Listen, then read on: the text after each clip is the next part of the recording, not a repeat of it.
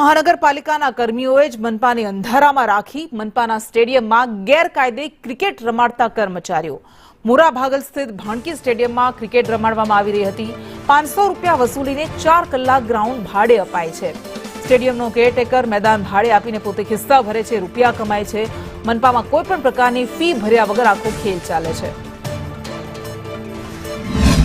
સુરત મહાનગર સંચાલિત મોરા ભાગલ સ્થિત ભાણકી સ્ટેડિયમ આવ્યું છે અને તેનો વપરાશ પણ લોકો કરી રહ્યા છે, પરંતુ હવે વિવાદમાં આવી ગયું છે। આપણા સાથે સ્થાનિક કોર્પોરેટર કુનાલભાઈ છે, એમની જાણીશું શું કેવું છે।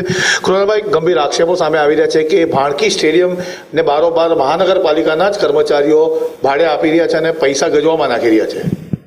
સુરત મહાનગરપાલિકાની તિજોરીને એક પણ રૂપિયા નુકસાન કરતો માણસ હોય, ઈસમ હોય કે પછી એનો અધિકારી હોય કે કર્મચારી હોય, કોઈ પણ રીતે આ સાંખી ન લેવાય અને આ રીતની ઘટનામાં સામેલ કોઈ પણ આજુબાજુનો કોઈ રહેવાસી હશે